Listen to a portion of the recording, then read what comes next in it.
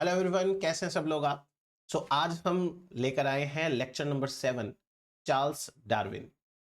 अब से पहले हमने थ्योरीज पढ़ी हैं एवोल्यूशन की, ancient theory, pre modern theory, modern theory. Then उसके बाद में हमने कवर किया है लेमार्क एंड लेमार्किज्म। तो पहले आप वो वीडियोस देख लीजिए। देन आज के सेशन में हम क्या पढ़ने वाले हैं उसका मैं थोड़ा सा आपको आइडिया दे देता हूं। आज हम ये पढ़ेंगे कि डार्विन डार्विन कैसे बने, डार्विन की थॉट कैसे डेवलप हुई। हम सब ये जानते हैं कि डार्विन एक जर्नी के ऊपर गए थे, वोयाज, वाटर जर्नी, और उसके बाद से उनकी लाइफ बदली है। तो क्या जर्नी के ऊपर जाने से पहले डार्विन की थॉट सेम थी? क्या डार्विन पहले से ही अपने काम में बिलीव करते थे जो उन्होंने किया है? डार्विन किस तरीके से सोचना शुरू करते हैं? आज के सेशन में हम ये सारी बातें करने वाले हैं और लास्ट तक आते आते हम डार्विन के कुछ कंक्लूजन्स को डिस्कस करेंगे। तो चलिए शुरुआत करते हैं आज के हमारे सेशन की। आज हम सबसे पहले पढ़ेंगे डार्विन का छोटा सा इंट्रोडक्शन, क्योंकि किसी की लाइफ में ज्यादा नहीं घुसना चाहिए। तो हम एक बार थोड़ा सा इंट्रोडक्टरी पार्ट देखते हैं। सबसे पहले हम बात करते हैं चार्ल्स डार्विन के बर्थ की। हालांकि देखिए, ये जो पहला पॉइंट आपके सामने स्क्रीन पे लिखा हुआ है, बाकी पॉइंट्स मत पढ़िए, आप एक बार पहले पॉइंट के ऊपर पढ़िए या फिर आप मेरे ऊपर ध्यान दीजिए। डार्विन का बर्थ कब हुआ, डेथ कब हुई, किसी एग्जाम पॉइंट ऑफ व्यू से उतना ज्यादा इंपॉर्टेंट नहीं है, पर अपन एक बार शुरू से पढ़ेंगे ताकि अपने को चीजें क्लियर होती रहे।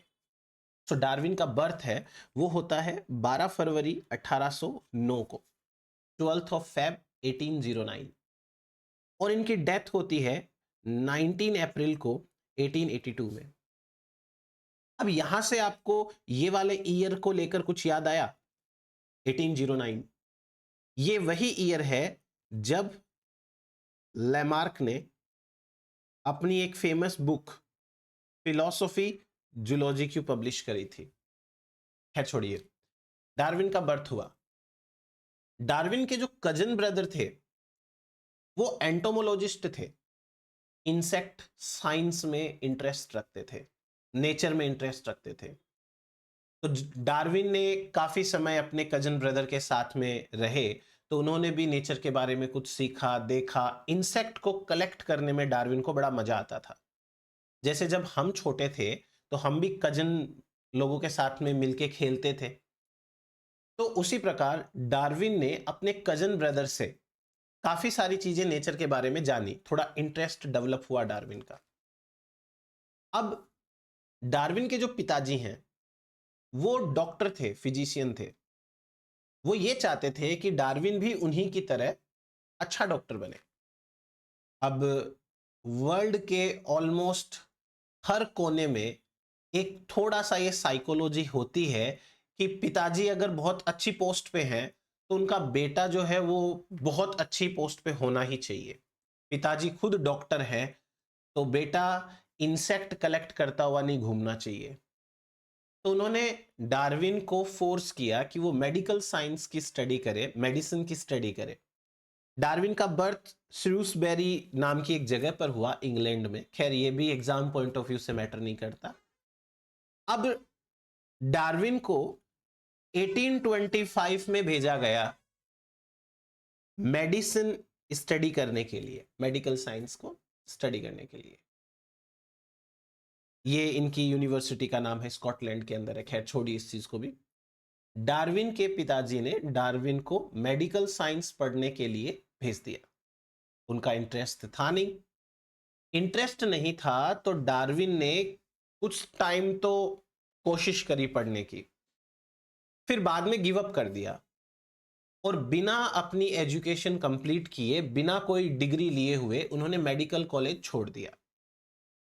अब मेडिकल कॉलेज छोड़ दिया है, उसके बाद 2 साल के बाद 1827 के अंदर ये कैम्ब्रिज यूनिवर्सिटी की एक कॉलेज में पहुंचे। कॉलेज का नाम था क्रिस कॉलेज, और क्रिस कॉलेज में भी ये पढ़ने गए थे बैचलर ऑफ आर्ट्स, बीए पढ़ने गए थे ये। लेकिन वहां जाकर मुलाकात होती है एक बॉटनिस्ट से जिनका नाम है जॉन स्टीवंस हेंसलो। डार्विन को भेजा गया था मेडिकल साइंस पढ़ने के लिए, वो उन्होंने ड्रॉप कर दिया। उसके बाद में चले गए थे बीए पढ़ने के लिए और मुलाकात हो गई बॉटनिस्ट से। अब इनका जो है इंटरेस्ट और ज्यादा साइंस के अंदर डेवलप हुआ। शुरुआत से ही डार्विन जो है वो अपने कजिन से इन्फ्लुएंस थे। फिर उसके बाद में अब कॉलेज के अंदर भी उनको उनके इंटरेस्ट के टॉपिक्स मिल गए हैं, तो डार्विन ने काफी अच्छे से यहां पर अपना टाइम स्पेंड किया। एक छोटी सी बात बताता हूं मैं आपको। जब डार्विन यंग एज में थे, अपनी स्टडीज से पहले, तो डार्विन बाइबल के अंदर बिलीव करते थे। कोई गलत बात नहीं है अपने धर्म के ग्रंथों में विश्वास रखना, हम भी रखते हैं। तो डार्विन का as a young man Bible में काफी विश्वास था। अब बाइबल में क्या लिखा हुआ है? भगवान ने सब कुछ बनाया है, हर एक स्पीसीज है वो भगवान ने बनाई है, गॉड ने बनाई है। हर स्पीसीज नेचर के अंदर अलग अलग है, सारे जीव जंतु अलग अलग हैं, तो सबका सेपरेट क्रिएशन है। ये पॉइंट डार्विन पहले मानते थे। बाद में तो इसी पॉइंट के अगेंस्ट में वो अपनी थ्योरी रखेंगे और वही चीज कंट्रोवर्शियल होगी, तो डार्विन की सोसाइटी के लोग उन्हें मारने पर उतारू हो जाएंगे।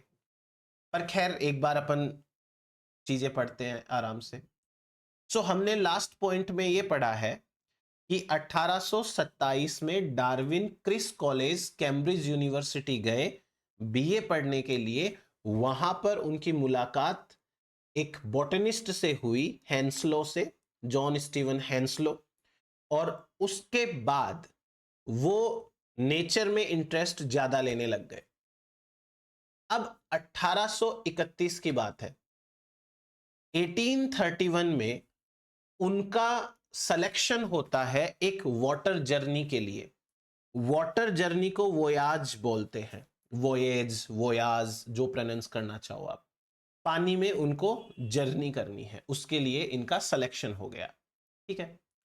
अब 1831 में जब इनका सिलेक्शन हुआ, उस समय पर इनका जो 2 नंबर का बेटा था, यानी इनका सेकंड बॉय चाइल्ड, वो बीमार था। तो इन्होंने मना किया कि भाई मुझे नहीं जाना है। इनको समझाया गया कि जाइए आप, आपको सीखने को मिलेगा, आप अपने देश के लिए, अपनी सोसाइटी के लिए कुछ अच्छा कर पाएंगे। उनको मोटिवेट किया। अब मोटिवेट किया तो ये मान गए। फिर इन्होंने बोला कि ठीक है, मैं 2 साल के लिए जाके आता हूं। तो ये 2 साल के लिए अपॉइंट हुए थे वाटर जर्नी के लिए।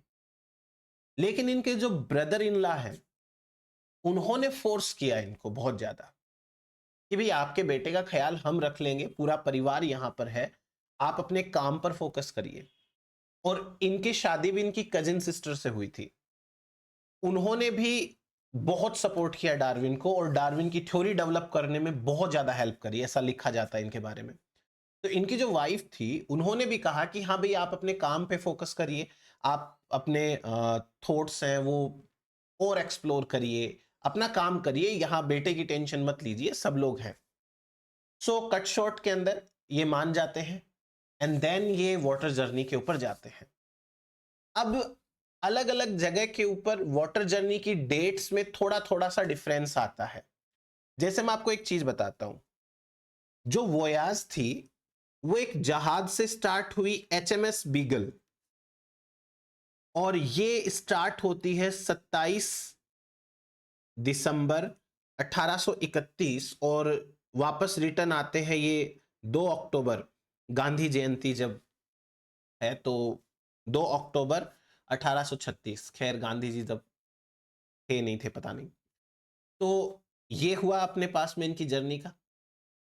अब जैसे ये वाली जो डेट है ना, दिसंबर 27 1831 से अक्टूबर 2 1836, ये वाली डेट दे रखी है अपने को इसमें डगलस फुकुयामा, जो बहुत अच्छी एक एवोल्यूशन की किताब है, उसमें एक और अच्छी किताब है मार्क रिडले, उसके अंदर भी यही दे रखा है 32 से लेके 37 तक। और आप विकिपीडिया में जाओगे तो विकिपीडिया में 31 से 36 ही दे रखा है, थोड़ा सा ऐसे कॉन्ट्रोडिक्टरी सा है। पर अब कोई नहीं, एग्जाम में, अपनी एग्जाम के अंदर ये डेट तो नहीं आने वाली है, और अगर आएगी ना तो 31 से 36 और 32 से 37 ये दोनों एक साथ नहीं आएंगे। सॉरी, इनमें से एक डेट आएगी। खैर, वाटर जर्नी का इनका हो गया तय, कब से कब तक हुई ये लिखा हुआ है यहां पे। अब एक और बहुत इंपॉर्टेंट बात बताता हूं मैं आपको। थर्ड लाइन के अंदर आपको एक नाम दिख रहा है लास्ट के अंदर, फिट्स रॉय आरएन। ये उस जहाज के कैप्टन थे, ठीक है ना। डार्विन ऐसे मत सोचना अकेले ही अपनी नाव लेकर के चल दिए थे, पूरी टीम के साथ गए थे वो। और ये जो फिट्स रॉय आरएन है, ये कोई छोटे मोटे आदमी नहीं है, ये केवल उस जहाज के कैप्टन नहीं है, ये खुद नेचुरलिस्ट हैं, ये खुद जियोलॉजिस्ट हैं। आज तक शायद आपने गौर नहीं किया होगा, एचएमएस की फुल फॉर्म क्या होती है। मैटर तो नहीं करती है, पर एक इंटरेस्टिंग चीज है, ये रही इसकी फुल फॉर्म, हर मैजेस्टीज शिप बीगल। ये 10 गन ब्रिंग थी और under the command of captain fits Roy. चीज समझ में आई। अब आप ऐसे सोचिए कि डार्विन है और आज की तारीख है 27 दिसंबर 1831, आज जर्नी स्टार्ट हो रही है।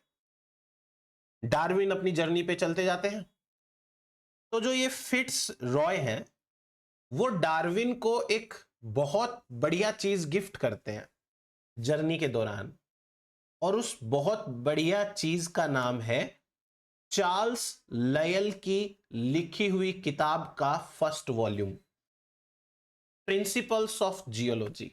देखिए मैं आपको अभी समझाता हूं। ऑन बीगल, जहाज के ऊपर, fits Roy had given him the first volume of Charles Lyell's Principle of Geology। हमने प्रिंसिपल ऑफ जियोलॉजी पढ़ लिया है पहले से। हट्टन ने यूनिफॉर्मिटेरियनिज्म का कॉन्सेप्ट दिया था, चार्ल्स लायन ने उसको सपोर्ट किया था, प्रिंसिपल ऑफ जियोलॉजी भी दिया था। इस प्रिंसिपल ऑफ जियोलॉजी के अनुसार क्या होता है कि अर्थ के ऊपर जो जो घटनाएं होती हैं, जो जो चेंजेस आते हैं, वो टाइम के साथ यूनिफॉर्म है। यानी कि बहुत पहले पास्ट टाइम में भी अर्थ में चेंज आते हैं, वॉल्केनिक एक्टिविटी होती है, लैंडस्लाइड्स होती है, अर्थक्वेक आते हैं, वो आज भी आते हैं, वो फ्यूचर में भी आएंगे। मतलब यूनिफॉर्मली सब चलता रहेगा। तो जो कैप्टन थे फिट्स रॉय, उन्होंने डार्विन को जहाज के अंदर यात्रा करते हुए चार्ल्स लेयल की लिखी हुई किताब का फर्स्ट वॉल्यूम दिया, जिसका नाम था प्रिंसिपल ऑफ जियोलॉजी। अब इस प्रिंसिपल ऑफ जियोलॉजी के अंदर यूनिफॉर्मिटेरियनिज्म का कॉन्सेप्ट तो दिया ही हुआ था, डार्विन पढ़ रहे थे। डार्विन ने पढ़ते पढ़ते ये चीज सीखी कि जो लैंड होता है वो स्लोली या तो राइज होता है या फॉल होता है। हमारी जो पूरी ये धरती है, धरती के ऊपर 7 कॉन्टिनेंट्स है ना, बड़े बड़े लैंड मास, तो ये पानी के अंदर तैर रहे हैं। अब आपने कभी ना कभी तो सुना होगा कि जैसे कई बार जो कोस्टल एरिया होते हैं वो पानी में थोड़े डूब जाते हैं। पहले श्रीलंका और इंडिया में उतना डिस्टेंस नहीं था, अभी श्रीलंका इंडिया से थोड़ा सा दूर हो गया है। तो वो समय के साथ में, बहुत समय लगेगा उसके अंदर, पर समय के साथ में धीरे धीरे ये जो लैंड एरिया होते हैं वो या तो पानी के अंदर थोड़े ऊपर उठ जाते हैं या थोड़े नीचे चले जाते हैं, तो ये चलता रहता है अप डाउन। चार्ल्स लयल की लिखी हुई किताब से डार्विन को ये क्लियर हो गया कि जो लैंड एरिया होते हैं वो बहुत स्लोली या तो राइज होते हैं या फॉलिंग होते हैं ओवर इमेंस पीरियड। और डार्विन ने अब लयल के तरीके से सोचना चालू किया। तो चार्ल्स लयल की इस किताब से वो बहुत ज्यादा प्रभावित हुए थे। फिर उसके बाद में आगे देखिए एक और पॉइंट इसी से रिलेटेड, वाइल ऑन बीगल, जब चार्ल्स डार्विन बीगल पे थे अपनी यात्रा के दौरान, तो उन्होंने चार्ल्स लेयल का प्रिंसिपल ऑफ जियोलॉजी पढ़ा और पढ़कर के उन्होंने ये पाया कि लेयल की जो यूनिफॉर्मिटेरियनिज्म की थ्योरी है कि अर्थ के ऊपर जो चेंजेस आते हैं वो यूनिफॉर्म होते हैं, अर्थ के ऊपर जो चेंजेस आ रहे हैं वो अर्थ की ही खुद की पावर से है, इस चीज को उन्होंने एक की पॉइंट माना जियोलॉजिकल हिस्ट्री ऑफ लैंडस्केप्स की। जो लैंडस्केप है, लैंड एरिया है, उसकी क्या हिस्ट्री रही है। क्या शुरुआत से 7 कॉन्टिनेंट थे? बिल्कुल नहीं, पहले पूरा लैंड मास एक था, फिर उसके बाद में 2 पार्ट्स हुए, उसके फिर और पार्ट्स हुए, फिर वो पार्ट्स धीरे धीरे दूर होते गए। तो लयल की इस किताब से डार्विन ने उन्हीं के अनुसार सोचना चालू किया और सोच करके उन्होंने ये मान लिया कि यूनिफॉर्मिटेरियनिज्म है वो एक बहुत इंपॉर्टेंट फोर्स या बहुत इंपॉर्टेंट प्रोसेस रही है during the course of evolution land mass के अंदर। ये इतनी बात डार्विन ने एक्सेप्ट कर ली। अब डार्विन ने इंपॉर्टेंट कंक्लूजन बनाया कि he made an important conclusion by accepting that earth is very old and continuously changing। अर्थ है वो बहुत पुरानी है और कंटिन्यूअसली अर्थ चेंज हो रही है। डार्विन अपनी जर्नी के दौरान चीजें सीख रहे हैं, पहले से उनको नहीं आता था। कुछ लोग कहते हैं कि डार्विन जर्नी पर जाने से पहले ही बहुत सारी चीजें हैं वो पढ़ के गए थे। ऐसा कुछ नहीं है, उनको बेसिक चीजें बताई गई थी। काफी चीजें वो जर्नी के दौरान पढ़ रहे थे और काफी चीजें जर्नी से आने के बाद पढ़ेंगे। हम सारी चीजें आज क्लियर करने वाले हैं। नेक्स्ट टू दिस एक और पॉइंट है, ध्यान दीजिएगा। जब डार्विन अपनी यात्रा कर रहे थे तो डार्विन ने पहला स्टॉपेज जहां पे लिया उस जगह का नाम है सेंट जागो इन कैप वर्डे। यहां पर डार्विन ने एक चीज नोटिस करी कि वॉल्केनिक रॉक क्लिफ के ऊपर एक वाइट कलर का बैंड है और उसके अंदर सी सेल्स प्रेजेंट है। नहीं समझ में आया होगा क्या है ये, मैं बताता हूं आपको। पानी के अंदर जो पहाड़ होंगे उन पहाड़ का जो साइड व्यू होता है उसको बोलते हैं क्लिफ।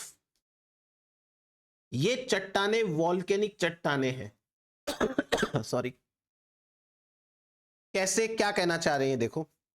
जैसे डार्विन अपनी नाव के ऊपर बैठे हैं, यहां पे ये उनकी बोट है, सपोज करो HMS बीगल इस तरीके से, और उनके सामने एक बड़ा सा पहाड़ है पानी के अंदर, और ये उस पहाड़ का साइड व्यू है।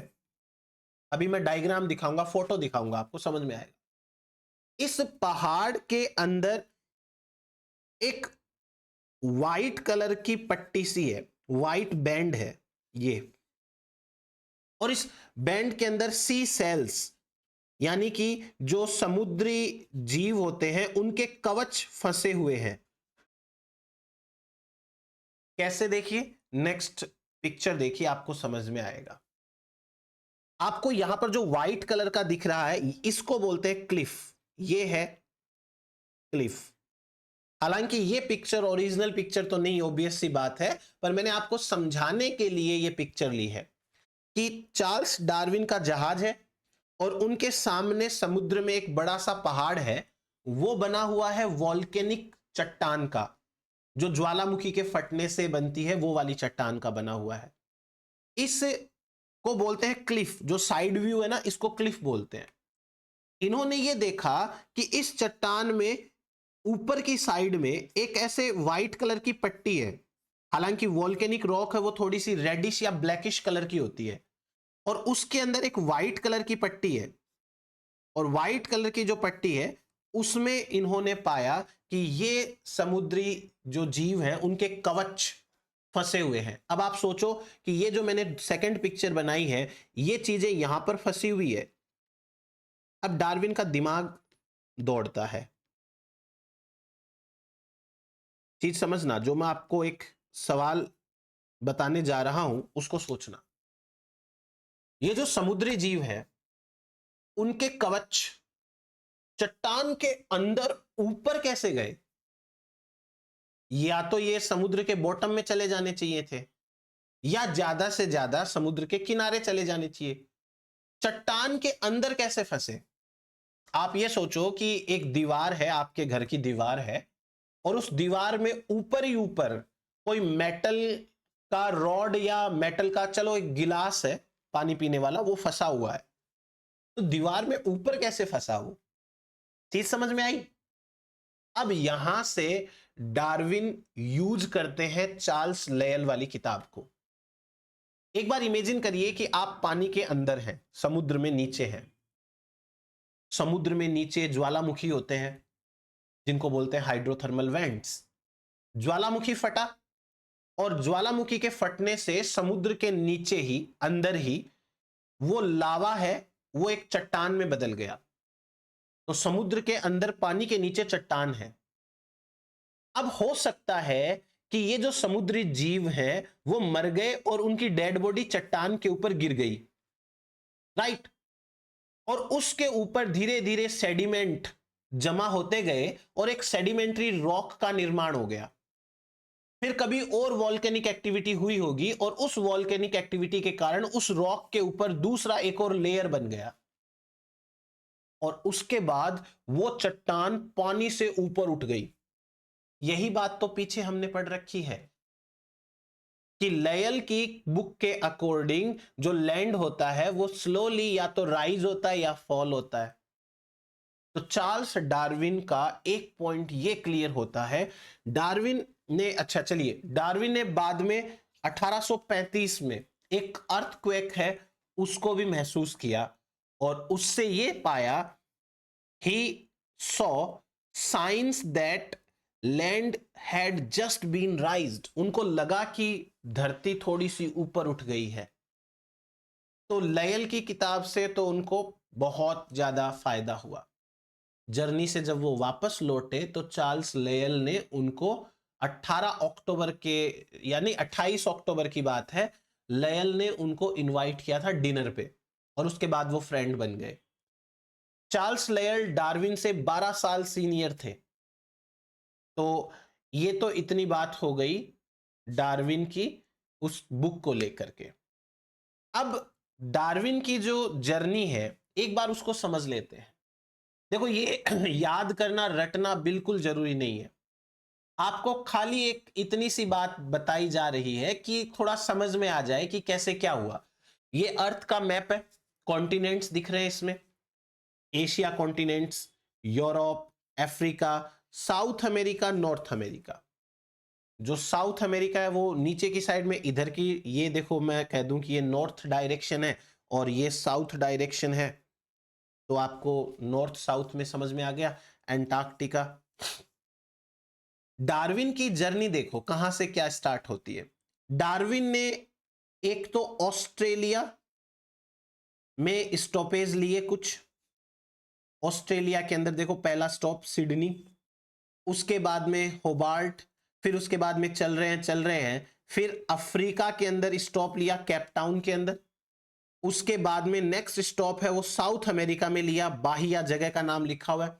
और साउथ अमेरिका के बाद ये यूरोप के इधर की साइड गए, प्लाईमाउथ, और वापस देखो south Africa, sorry south America में 1 2 3 4 5 5 स्टॉपेज इन्होंने बार बार साउथ अमेरिका के अंदर लिए हैं। और फिर साउथ अमेरिका से भी 950 मील दूरी पर यहां पर कुछ आइलैंड्स का ग्रुप है, इसे कहते हैं गैलापेगोस आइलैंड। तो ये इनकी एक जर्नी रही है। अब इस जर्नी के दौरान आपको देखो ज्यादा कुछ याद नहीं रखना है। आपको क्या क्या याद रखना है मैं आपको एक बार बताता हूं। A for Australia, A for Australia, A for Africa, फिर ए फॉर अमेरिका और वो भी साउथ वाला, और उसके बाद में गैलापेगोस। इनकी जो जर्नी है आप ऐसे याद रखो, ए फॉर ऑस्ट्रेलिया, उसके बाद ए फॉर अफ्रीका, उसके बाद ए फॉर अमेरिका। अब अमेरिका का नाम आते ही दिमाग आएगा कि नॉर्थ अमेरिका या साउथ अमेरिका, तो उस समय आपके दिमाग में ये मैप आ जाना चाहिए कि मैप में नीचे नीचे नाव चल रही थी डार्विन की, तो नीचे साउथ अमेरिका होगा, तो साउथ अमेरिका, और फाइनली गैलापेगोस आइलैंड। तो AAAG ये इनकी जर्नी थी। जर्नी के दौरान क्या किया होगा इन्होंने? जर्नी के दौरान इन्होंने नेचर को ऑब्जर्व किया, live specimen, dead specimen, fossils, ये सब चीजें इकट्ठी करी। इन्होंने कई सारी ऑब्जर्वेशंस बनाई। तो मैं आपको ये चीजें समझा देता हूं क्योंकि ये सवाल बनने लायक चीज नहीं है, पर अगर डार्विन पढ़ना है तो इतनी चीजें आएंगी आपको अच्छे से, तो मजा आएगा डार्विन पढ़ने का। The ship spent several years, यानी 5 साल बिताए, travelling along the coast of South America. South America के ऊपर ज्यादा स्टॉपेज लिए ना इन्होंने, जहां डार्विन ने ऑब्जर्व किया natural history of Brazilian rain forest. Brazil का जो रेन फॉरेस्ट है उसकी पास्ट में नेचर की हिस्ट्री क्या रही, मतलब वहां नेचुरल क्या क्या चेंजेस आते रहे, वो चीज डार्विन ने ऑब्जर्व करी। ठीक है। अर्जेंटीना के पेम्पाज, पेम्पाज एक टाइप के ग्रासलैंड्स होते हैं, ग्रासलैंड्स अर्जेंटीना, उरुग्वे, वहां पर पेम्पाज नाम के ग्रासलैंड है, वो उन्होंने चेक किए, ऑब्जर्व किए। फिर वो फाइनली गैलापेगोस आइलैंड्स के ऊपर ठहरे, रुके वहां पर। Galapagos island group of islands है और ये नए हैं। जितने भी गैलापेगोस आइलैंड्स हैं वो वॉल्केनिक हैं, वॉल्केनिक ओरिजिन के हैं, यानी कि ज्वालामुखी के लावा से बने हैं। फिर उसके बाद में which lies on the equator of the coast of Ecuador. Ecuador भी एक फॉरेस्ट का नाम है, इक्वाडोर एक फॉरेस्ट है। तो डार्विन ठीक है अपनी जर्नी के दौरान कर रहे हैं अपना काम। In the course of voyage, journey के दौरान Darwin became an accomplished naturalist. Journey के दौरान वो पूरे नेचुरलिस्ट बन चुके थे क्योंकि काफी नॉलेज होने वाला अब इनको। कलेक्टेड स्पेसिमेंस ये तो काम ही था, स्पेसिमेन को कलेक्ट किया इन्होंने। Made innumerable geological and biological observations. अब जियोलॉजी भी पढ़ रहे थे तो उससे भी इनको नॉलेज मिला, बायोलॉजी इनको आती थी, तो इन्होंने काफी सारी ऑब्जर्वेशंस बनाई। मैं आपको काफी चीजें बताऊंगा यहां पे। And conceived a new theory about the formation of coral atolls। coral atolls क्या होता है? जो कोरल रीफ होती है ना, उनका ग्रुप होता है, 3-4 तरीके की कोरल रीफ का अरेंजमेंट होता है, उनमें से एक का नाम है एटोल। उनके बारे में उन्होंने एक नई थ्योरी बनाई कि भाई ये इनका ओरिजिन ऐसे हुआ होगा। तो ये डार्विन की जर्नी के दौरान की बातें हैं। अब अपन आराम से पढ़ेंगे डार्विन के आगे की थॉट। इतनी बातें हो जाती हैं डार्विन की जर्नी के दौरान, और अब हम डिस्कस करेंगे जब वो वापस लौटकर आ गए। डार्विन जब वापस लौटकर आ जाते हैं तो काफी सारी चीजें उनके बाद में क्लियर होती हैं, जैसे मैं आपको बताता हूं। डार्विन ने इनिशियली ये सोचा था कि उनको जो गैलापेगस आइलैंड पर फिंचेस मिली वो सारी की सारी एक ही स्पीसीज है। आइलैंड्स तो अलग अलग है और सभी आइलैंड्स के ऊपर सेम स्पीसीज के बर्ड्स प्रेजेंट है, ये उनका मानना था। और जैसा मैंने आपको बताया कि डार्विन ने बहुत सारा स्पेसिमेन कलेक्ट किया था, तो डार्विन वो स्पेसिमेन लेकर आए थे अपने साथ में। अब उन्होंने वो स्पेसिमेन एक ऑर्निथोलॉजिस्ट थे उनको दिखाया, जिनका नाम था जॉन गोल्ड। जब डार्विन ने अपने बर्ड्स के सैंपल्स उनको दिखाए तो ऑर्निथोलॉजिस्ट मतलब हो गया जो बर्ड की स्टडी करते हैं उन्हें ऑर्निथोलॉजिस्ट कहते हैं। जॉन गोल्ड, तो उन्होंने बताया डार्विन को कि आपने ये जो बर्ड्स कलेक्ट करी हैं अलग अलग आइलैंड से, वो बर्ड्स अलग अलग स्पीसीज है, वो सेम स्पीसीज नहीं है। तब जाके डार्विन का दिमाग खुला और उन्होंने ये पाया कि थोड़ी थोड़ी जो डिफरेंस है आइलैंड्स के ऊपर, उनके कारण इतना डिफरेंस आ चुका है कि स्पीसीज ही बदल गई है वहां पे। ऑर्निथोलॉजिस्ट जॉन गोल्ड ने ये पॉइंट आउट किया डार्विन को कि specimen of मॉकिंग birds from the Galapagos islands were so different from one island to another that they represented different species।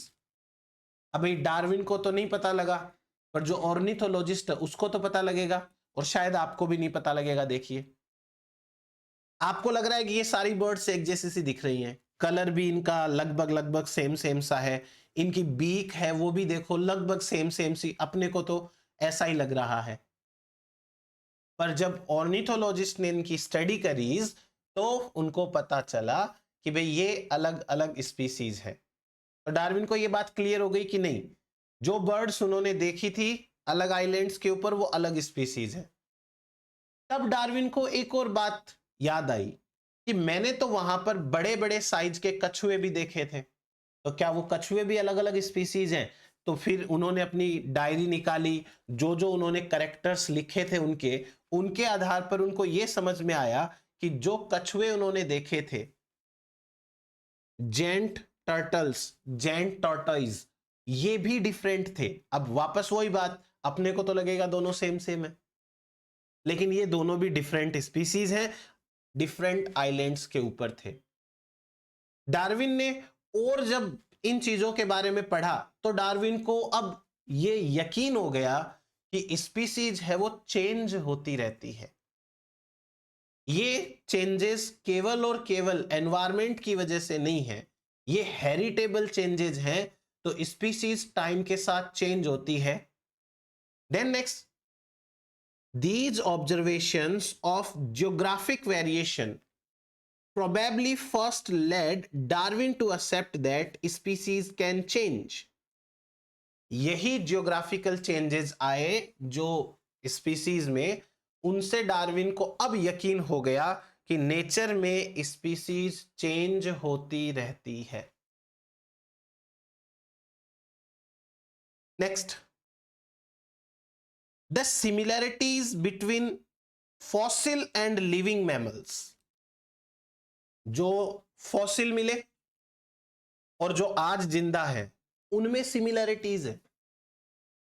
In similarities से उन्होंने एक थॉट बनाई कि हो ना हो इन ऑर्गेनिज्म का कॉमन एंसेस्टर है। The similarities between fossils and living mammals that he led found in South America triggered his conviction that different species had evolved from common ancestor। अब मैं आपको याद दिलाता हूं अपने पुराने लेक्चर में से एक पॉइंट। हमने कॉन्टिनेंटल ड्रिफ्ट की थ्योरी पढ़ी थी, उससे ठीक पहले एक पॉइंट पढ़ा था लॉ ऑफ पार्सिमोनी। और लॉ ऑफ पार्सिमोनी के अकॉर्डिंग जब कोई दो स्टेटमेंट हमारे सामने होते हैं तो हमें उनमें से इजी वाला स्टेटमेंट सेलेक्ट करना होता है, हमें उसमें से जो कम कॉन्ट्रोडिक्टियल हो वो सेलेक्ट करना होता है। अब एक चीज समझना, मान लीजिए ये है फॉसिल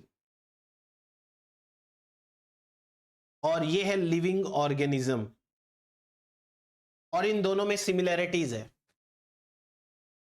तो ये सिमिलैरिटीज कैसे आई? पॉइंट नंबर 1, ये दोनों ऑर्गेनिज्म अलग अलग जगह के ऊपर सेम सिमिलैरिटीज के साथ सेपरेट इवॉल्व हुए, या इन दोनों का पहले कोई कॉमन एंसेस्टर था और उस कॉमन एंसेस्टर से ये दोनों इवॉल्व हुए, डाइवर्ज हुए, कॉमन एंसेस्टर।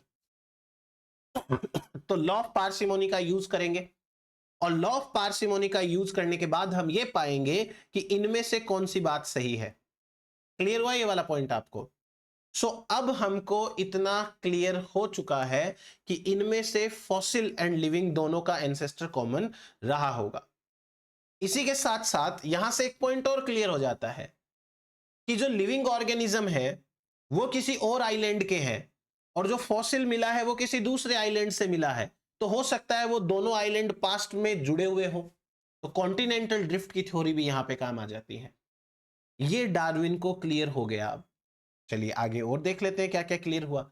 जब डार्विन को ये कॉमन एंसेस्टर वाला पॉइंट क्लियर हुआ तो डार्विन ने अपना एक फाइलोजेनेटिक ट्री बनाया, और ये ट्री डार्विन ने खुद ने बनाया, उनकी डायरी से लिया हुआ है। यहां पर जो 1 नंबर लिखा हुआ है, यहां कोई कॉमन एंसेस्टर है।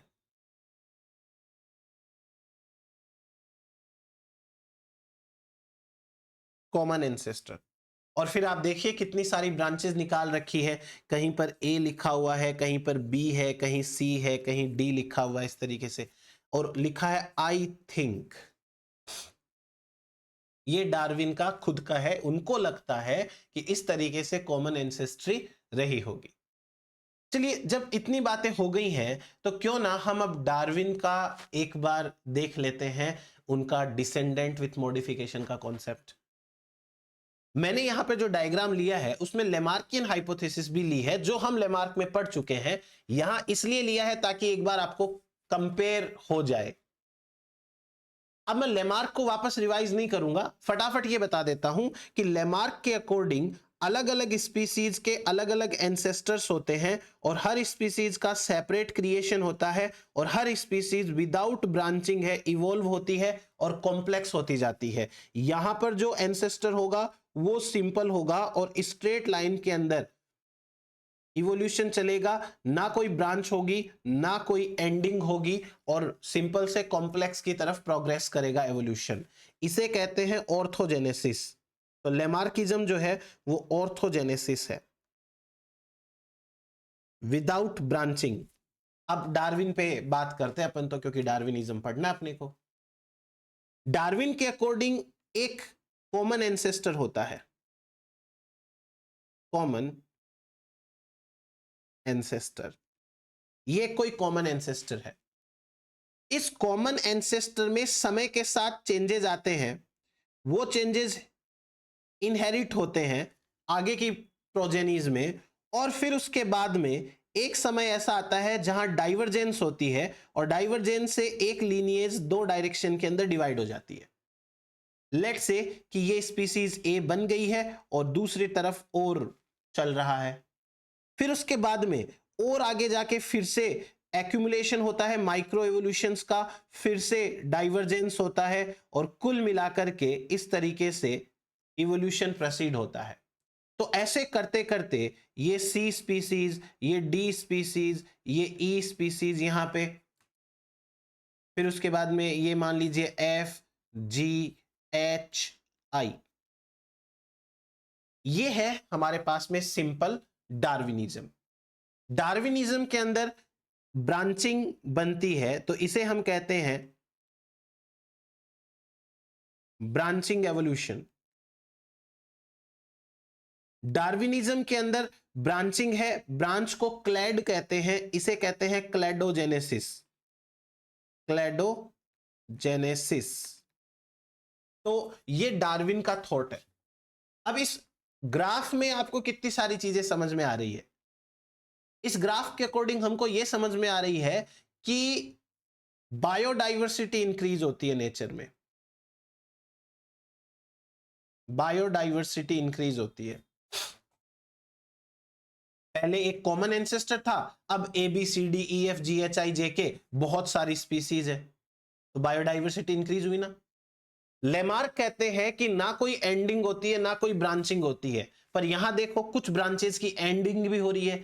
ए वाली ब्रांच है वो यहां पर खत्म हो गई है, बी वाली ब्रांच यहां पे खत्म हो गई है। इस प्रकार हर ब्रांच की कोई ना कोई एंडिंग भी है, तो वो या तो रिप्रेजेंट कर रही है प्रेजेंट स्पीसीज को, या वो रिप्रेजेंट कर रही है एक्सटिंक्ट स्पीसीज को।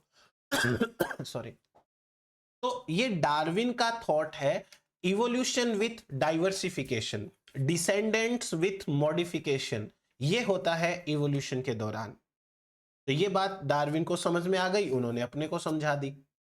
फिर इस ग्राफ के बेसिस पे मैं आपको कुछ पॉइंट्स बताता हूं। एकदम सिंपल सिंपल है, वो वाला ग्राफ दिमाग में रखिए इस तरीके से कि टाइम के साथ में इवोल्यूशन होता है तो डिफरेंट डायरेक्शन के अंदर ऐसे ब्रांचेस निकलती जाएंगी। Point number 1, descent with modification represented by a phylogenetic tree. Descent का मतलब होता है आने वाली जनरेशन, और विथ मॉडिफिकेशन का मतलब थोड़ी सी डिफरेंट है पेरेंट से, जैसे पेरेंट्स हैं उनसे थोड़ी सी डिफरेंट अगली जनरेशन होगी, उसके अगली जनरेशन अपने पेरेंट्स से थोड़ी डिफरेंट होगी। इसे कहते हैं डिसेंट विथ मॉडिफिकेशन, जो कि डार्विनिज्म का एक मेजर पॉइंट रहा है। फिर उसके बाद में नेक्स्ट देखिए, from a single ancestor different lineage arise by speciating यानी स्प्लिटिंग फ्रॉम एग्जिस्टिंग लीनिएज। एक लाइन है, उसी लाइन से अलग अलग डायरेक्शन में स्प्लिट हो जाती हैं।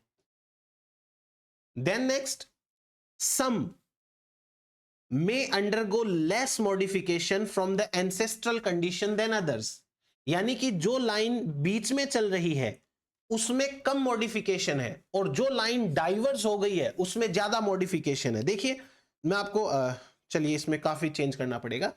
यहां पर ये जो लाइन है, इस लाइन में उतने चेंजेस नहीं है जितने इधर वाली लाइन में है, या इधर वाली में है, या आगे की में है, या इसमें है, या इसमें है। तो जो सेंट्रल लाइन होती है जो एंसेस्टर से डायरेक्ट निकल रही है उसमें कम चेंजेस है, बाकी में ज्यादा चेंजेस है। इनकी थ्योरी ये कहती है कि species become different from each other in various feature, not necessarily becoming more complex. जरूरी नहीं है कि वो मोर कॉम्प्लेक्स हो जाए, वो हो सकता है एक स्पीसीज से काफी डिफरेंट है, बट हर बार वो बहुत ज्यादा कॉम्प्लेक्स हो जाएगी ये जरूरी नहीं है। तो ये डार्विन का थॉट था जो उस ग्राफ के ऊपर बेस्ड है। क्लियर हुआ इतना? डार्विन अपनी जर्नी से आते हैं, जर्नी से आने के बाद में एक ऑर्निथोलॉजिस्ट से मिलते हैं, उसको अपने बर्ड्स के सैंपल दिखाते हैं। ऑर्निथोलॉजिस्ट कहता है कि ये सारे बर्ड्स अलग स्पीसीज है। तो डार्विन को याद आता है कि हाँ मैंने जेंट टर्टॉइज भी देखे थे, फिर तो वो भी अलग अलग स्पीसीज है। तो डार्विन ने ये थॉट बना ली कि भाई लिविंग ऑर्गेनिजम्स और जो फॉसिल्स हैं अगर वो सेम है तो उनका कॉमन एंसेस्टर होता है। तो डिसेंडेंट विथ मॉडिफिकेशन का कॉन्सेप्ट दे दिया। आगे बढ़ते हैं अपन। ये देखो एक छोटा सा डायग्राम है, अगेन याद करना कोई उतना जरूरी नहीं है। ये साउथ अमेरिका है और साउथ अमेरिका से काफी दूर ये छोटे से गोले में दिखाया है ग्रुप ऑफ आइलैंड्स, ये है गैलापागोस आइलैंड्स, सॉरी इक्वेटर के आसपास है ये। फिर उसके बाद में ये बर्ड्स की स्पीसीज है जो दिखने में शायद हमें एक जैसी दिख रही है, पर all of them are different species, अलग अलग स्पीसीज है ये। खैर ये चीज बहुत ज्यादा इंपॉर्टेंट नहीं है एग्जाम में। अब आगे की बात कर लेते हैं।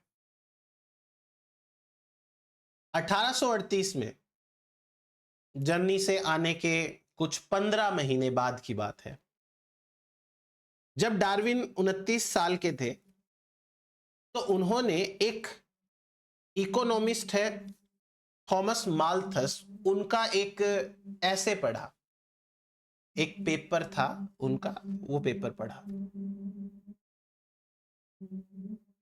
अब उस पेपर के अंदर क्या लिखा हुआ था उस पेपर में, या वो पेपर किस टॉपिक के ऊपर बेस्ड था वो बताता हूं मैं आपको। पेपर ये था an essay on the principle of human population. Human की पॉपुलेशन के ऊपर, क्योंकि ये इकोनॉमिस्ट हैं तो इनको कंट्री की इकोनॉमी के ऊपर ध्यान देना होता है, कंट्री की इकोनॉमी के ऊपर ध्यान देना होता है। माल्थस के पेपर का कंक्लूजन क्या था वो पढ़ लीजिए खाली।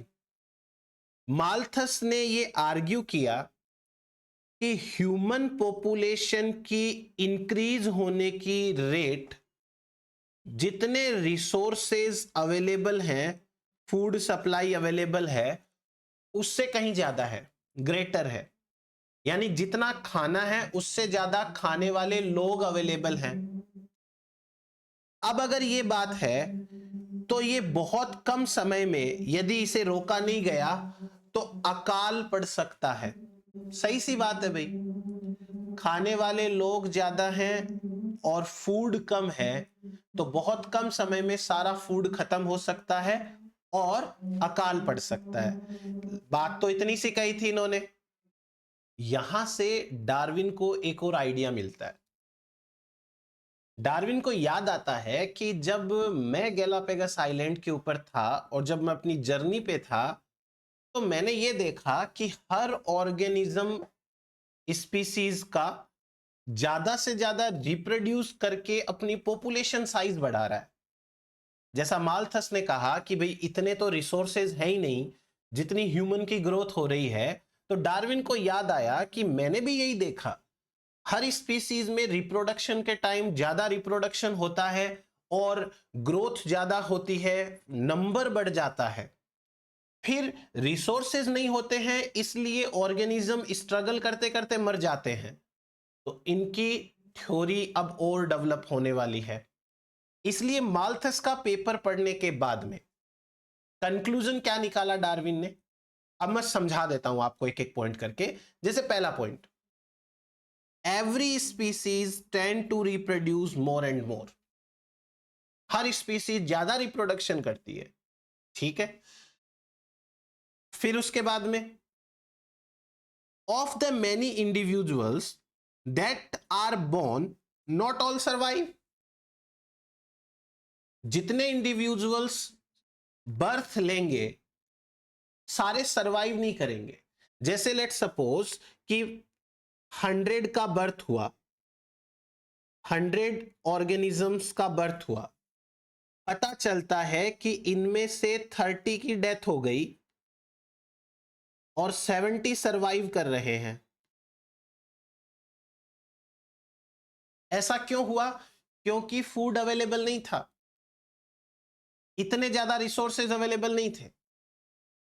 जितने भी कैंडिडेट्स इंडिविजुअल्स सुपीरियर फीचर वाले थे, अच्छे फीचर वाले थे, वो जिंदा रहे और उन्होंने ही रिप्रोड्यूस किया ज्यादा successfully than individuals with inferior feature.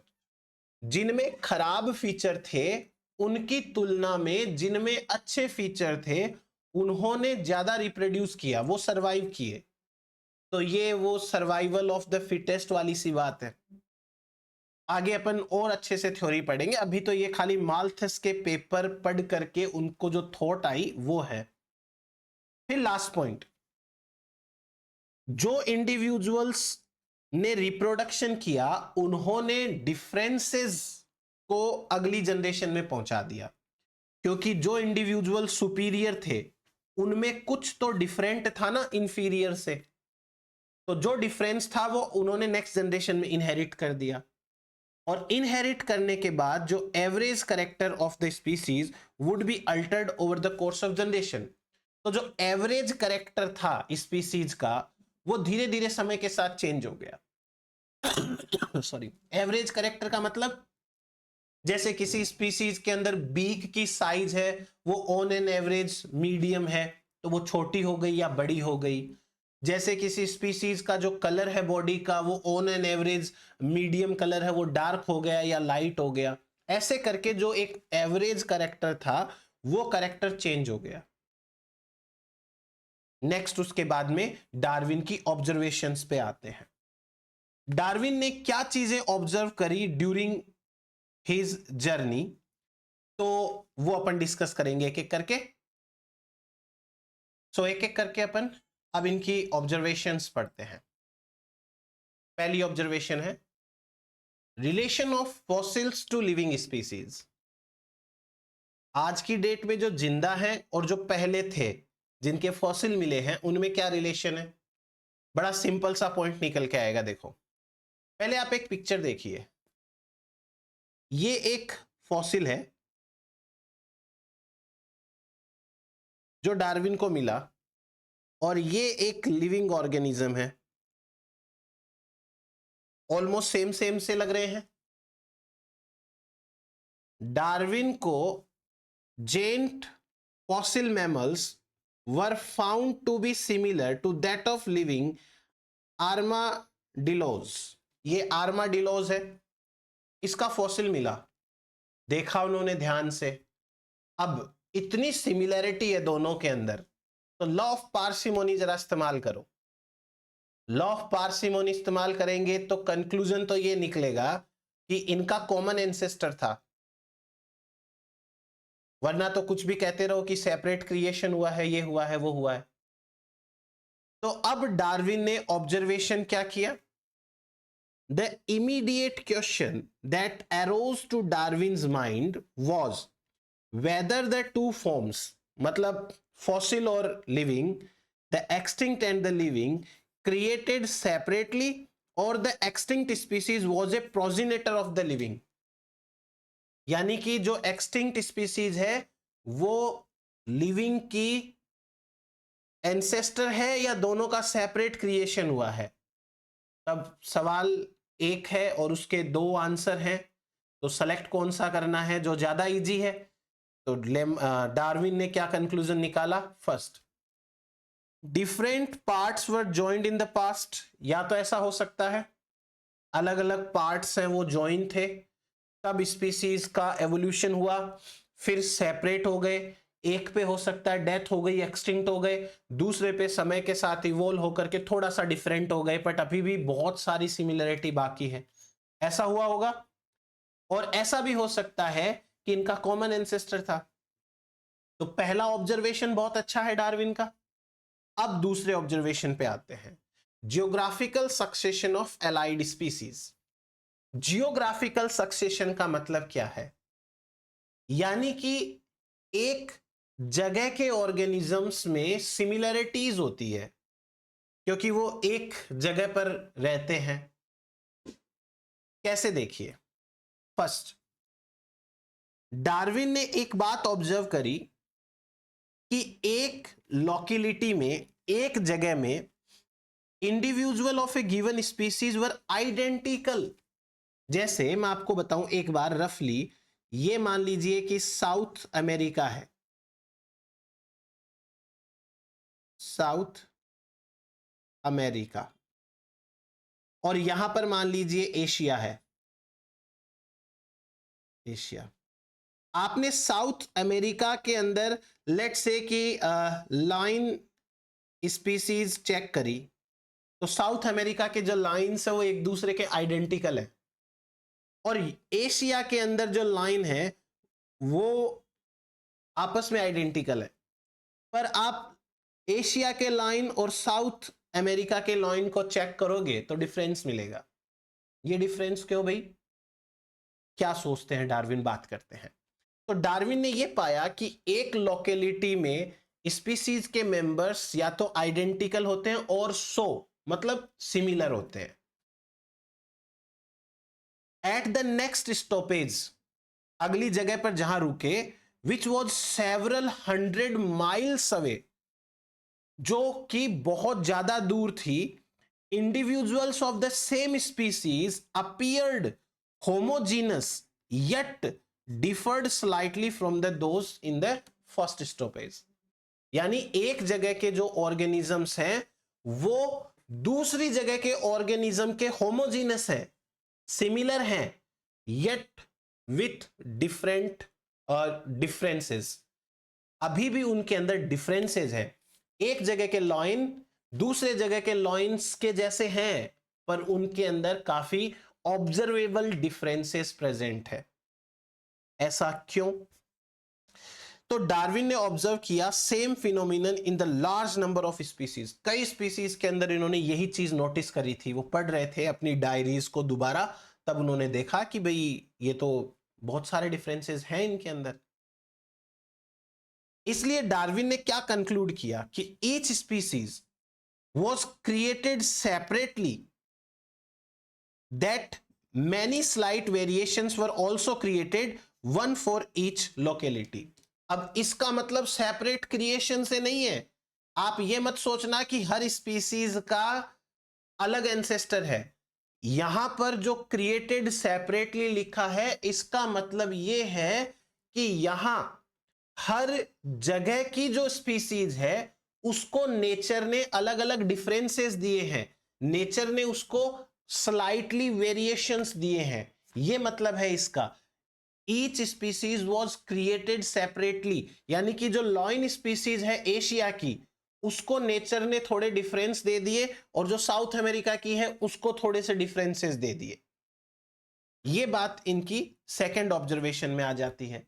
जैसे वही वाला जो बात मैं आपको बता रहा था, यहां पे आप साउथ अमेरिका है, वहां के प्लांट्स देखिए सिमिलर मिलेंगे, आप अफ्रीका के प्लांट्स देखिए सिमिलर मिलेंगे। आपको ये इक्वेटर लाइन दिखाई दे रही है बीच में जो है, इक्वेटर के इधर की तरफ ये तो आ गया अपना टेम्परेट सॉरी ये ट्रॉपिक ऑफ कैंसर है, और ये भी ट्रॉपिक ऑफ कैंसर ऊपर वाला, ट्रॉपिक ऑफ कैप्रिकॉर्न ये नीचे वाला। ये पूरा का पूरा एरिया ट्रॉपिकल एरिया है, ट्रॉपिकल एरिया। इस एरिया में साउथ अमेरिका के प्लांट्स अलग हैं और अफ्रीका के प्लांट्स अलग हैं। भले ही ये सारे प्लांट्स हैं ट्रॉपिकल एरिया के, डिफरेंसेस आते हैं ऑर्गेनिजम्स के अंदर लोकेलिटी के अकॉर्डिंग। ये इनका ऑब्जर्वेशन था। फिर तीसरा observation, geographical variation in animals and plants in Galapagos island. उन आइलैंड्स के ऊपर ही जो प्लांट्स और एनिमल्स है उनमें भी वेरिएशंस है, और क्या अच्छे अच्छे वेरिएशंस है। मैं आपको 4 पॉइंट्स के अंदर क्लियर करता हूं। Darwin collected A number of plants and animals, ठीक है, उन्होंने बहुत सारे प्लांट्स एंड एनिमल को कलेक्ट किया। On studying them he found a number of interesting characters in them. उनमें उनको बहुत सारे इंटरेस्टिंग कैरेक्टर्स मिले। जैसे देखो पहला point, the majority of species that he collected were new to science. यानी कि जो स्पीसीज उन्होंने कलेक्ट करी वो स्पीसीज दुनिया के लिए एकदम से नई थी। जितनी स्पीसीज खोजी जा चुकी थी उस समय तक, उनमें से वो कोई भी नहीं थी। तो गैलापेगस आइलैंड के ऊपर अलग ही टाइप की डाइवर्सिटी है। दूसरा point, most of the collected species are found only in Galapagos island. कुछ ऐसी स्पीसीज भी थी जो केवल और केवल गैलापेगस आइलैंड के ऊपर ही है और कहीं है ही नहीं दुनिया के अंदर। यह भी एक बहुत इंपॉर्टेंट, बहुत बड़ा पॉइंट है। तीसरा point, although majority of species were peculiar to the island, यानी कि मेजॉरिटी ऑफ स्पीसीज है वो पर्टिकुलर आइलैंड के अकॉर्डिंग पर्टिकुलर है, फिर भी similar from inhabiting the American mainland. फिर भी जो वो साउथ अमेरिका था ना, ये वाला साउथ अमेरिका मान लो एक बार, और ये गैलापेगस आइलैंड मान लो। हालांकि गैलापेगस आइलैंड के ऊपर जो स्पीसीज थी वो पिक्यूलियर टू आइलैंड थी, एक पर्टिकुलर आइलैंड के अकॉर्डिंग थी, फिर भी इनमें कई सिमिलैरिटी यहां वाली स्पीसीज से थी। अब आप सोचो कि यहां पर जो स्पीसीज है और यहां पर जो स्पीसीज है उनमें सिमिलैरिटी क्यों है? कॉमन इंसेस्टर, या ये आइलैंड जुड़े हुए थे? कुछ तो था यहां पे कनेक्शन, है ना। Next point, in many cases a species were restricted to one island. ये दूसरा बी वाला पॉइंट है, वही वाला पॉइंट डी वापस से आ गया। ये डार्विन की ऑब्जर्वेशंस है। Each island had its own species of an animal or plant type. Her island की अपनी एक स्पीसीज है एनिमल की और एक प्लांट की, मतलब यूनिकनेस खूब भरी हुई है वहां पे। देखते हैं क्या यहां पर और बातें हो सकती हैं।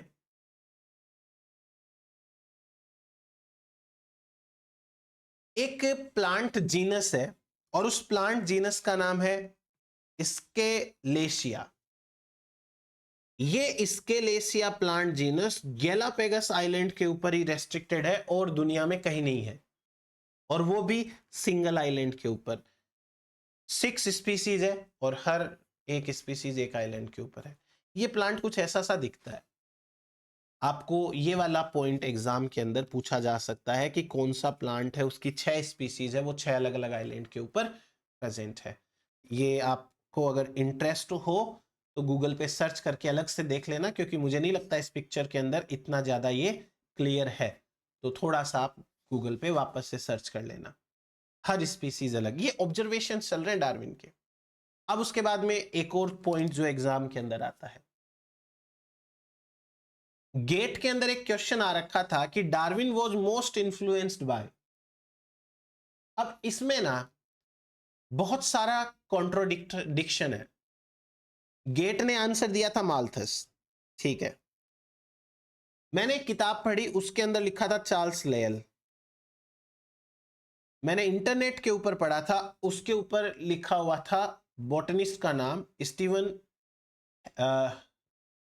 हॉकलो, जो हेंसलो है, स्टीवन हेंसलो, बॉटनिस्ट जो उनको मिले थे सबसे पहले क्रिस कॉलेज के अंदर। तो वास्तव में डार्विन है वो किससे सबसे ज्यादा इन्फ्लुएंस हुए हैं, वो बहुत ज्यादा क्लियर कट नहीं है। हाँ, ये 8 नाम आते हैं जरूर से। मोस्ट इन्फ्लुएंस की बात करें तो जो गेट का क्वेश्चन था उसके अकॉर्डिंग माल्थस आंसर जा रहा था, तो आप माल्थस के ऊपर ज्यादा फोकस करें। उसके बाद में एक किताब में लयल भी लिखा है, तो ये 2 नाम आप ज्यादा इंपॉर्टेंट है ऐसा याद रखें, और बाकी के इतने नाम हैं वो भी डार्विन को इन्फ्लुएंस किए हुए हैं। डार्विन 2 किताबों से भी बहुत इन्फ्लुएंस हुए थे, जिनमें से मतलब किताब तो नहीं बोल सकते बट स्टडी मटेरियल है, ये रीडिंग मटेरियल है। एक तो माल्थस का पेपर प्रिंसिपल ऑफ पॉपुलेशन, एक चार्ल्स लेयल का प्रिंसिपल ऑफ जियोलॉजी, तो ये 2 और मटेरियल रहेंगे। अब डार्विन अपने सारे काम को एनालाइज करने में लगे हुए हैं जर्नी से आने के बाद, और एनालाइज करते करते वो बनाते हैं पोस्टुलेट्स। डार्विन की पोस्टुलेट्स क्या क्या है वो पढ़ते हैं। सबसे पहली पोस्टुलेट है ओवर प्रोडक्शन। अभी अभी हमने एक पॉइंट पढ़ा था और उस पॉइंट में कंक्लूसिवली ये लिखा था कि every species tend to reproduce more। Her species ज्यादा रिप्रोडक्शन करने की टेंडेंसी रखती है। डार्विन ने याद किया कि हाँ, ये बात तो सही है कि एक ट्री है और एक ट्री ने थाउजेंड्स सीड बनाए हैं। उन्होंने याद किया कि एक फिश है, उसने हंड्रेड्स ऑफ एग्स दिए हैं। एक कोई रैबिट है, उसने 6 प्रोजेनीज प्रोड्यूस किए हैं। इसका मतलब यह है कि हर एक स्पीसीज अपने से ज्यादा नंबर में रिप्रोड्यूस करती रहती है। जैसे अपन एक बात कर लेते हैं कि ये कोई ग्रुप ऑफ ऑर्गेनिजम्स है, पॉपुलेशन है,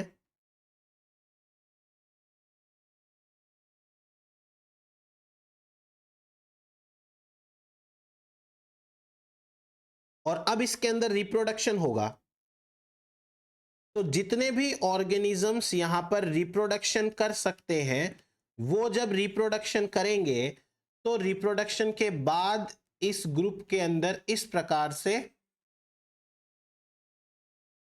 नंबर बढ़ जाएगा।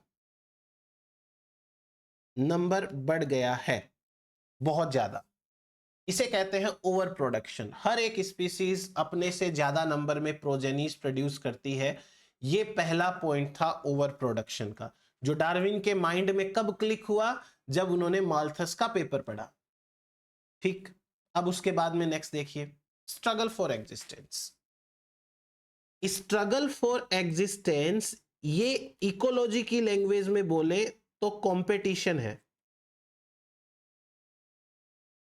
Competition, struggle for existence and competition एक ही बात है, पर अब यहां पर क्या पॉइंट्स है इंपॉर्टेंट, एक चीज समझते हैं। हमको ये समझ में आया कि आफ्टर बर्थ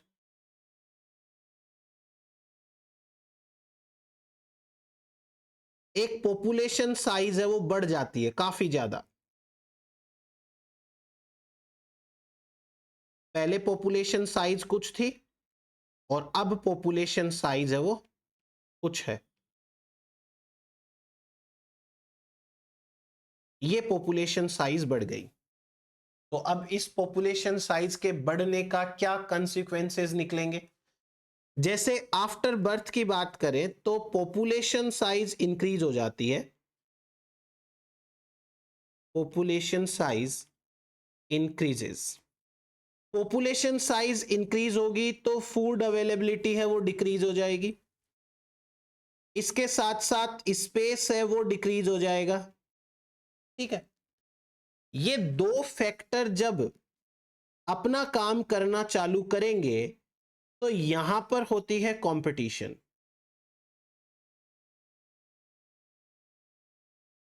फॉर रिसोर्सेज।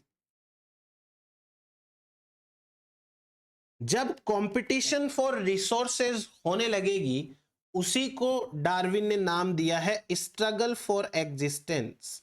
जिंदा रहने के लिए स्ट्रगल या जिंदा रहने के लिए कंपटीशन। तो क्या होना चाहिए यहां पे? क्या लिविंग ऑर्गेनिजम्स इस स्ट्रगल का रिजल्ट निकलने वाला है? क्या यहाँ पे सारे लिविंग ऑर्गेनिज्म मर जाएंगे, सारे सरवाइव करेंगे? क्या ऐसा है कि ये सारे के सारे इक्वल लेवल के कॉम्पिटिटर्स हैं? तो अपन बात करेंगे। स्ट्रगल फॉर एग्जिस्टेंस यानी कि कंपटीशन एक मेजर फोर्स है, major force, major force in organic evolution. वास्तविक ऑर्गेनिक एवोल्यूशन होने के अंदर, नेचुरल एवोल्यूशन होने में स्ट्रगल फॉर एग्जिस्टेंस है वो बहुत ज्यादा इंपॉर्टेंट है। अब ये जो स्ट्रगल फॉर एग्जिस्टेंस है वो तीन टाइप से है, मतलब जो कंपटीशन होती है वो कंपटीशन तीन प्रकार से हो सकती है। पहली competition intra specific, intra specific competition. Species के मेंबर्स अपनी ही स्पीसीज के मेंबर्स के साथ में सिमिलर रिसोर्सेस के लिए कंपीट करते हैं, यानी कि मैं ये लिख सकता हूं with in species,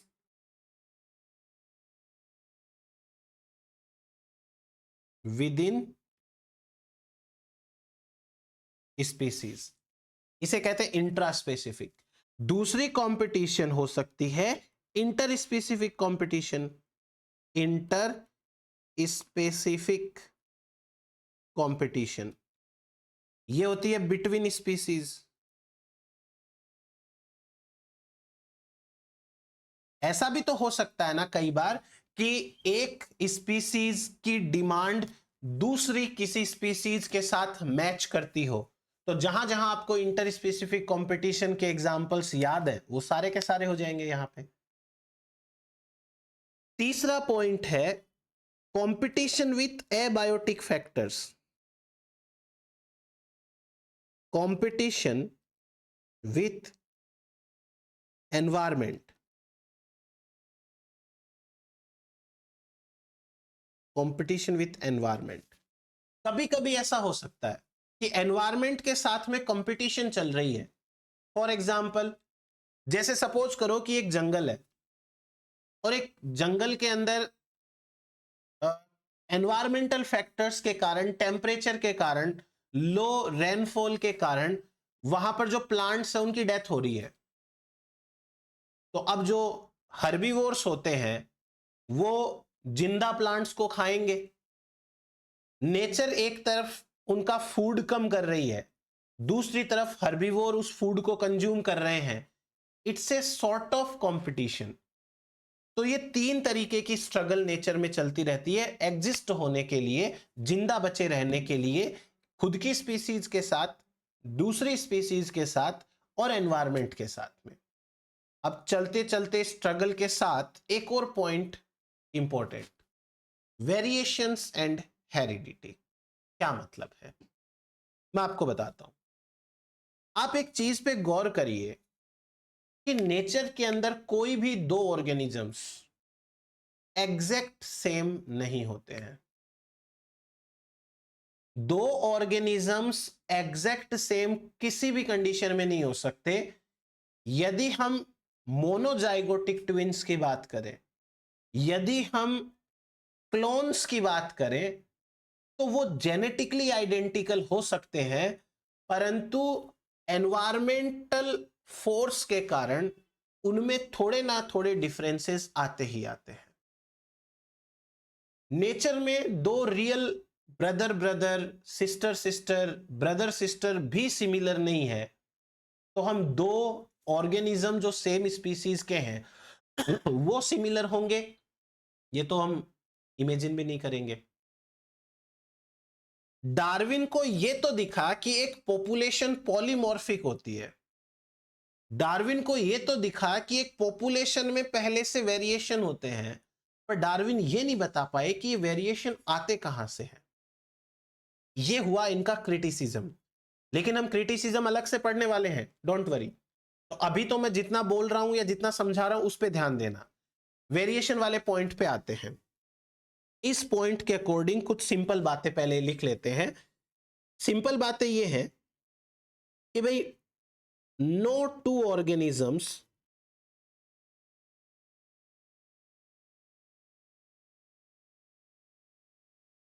of the same species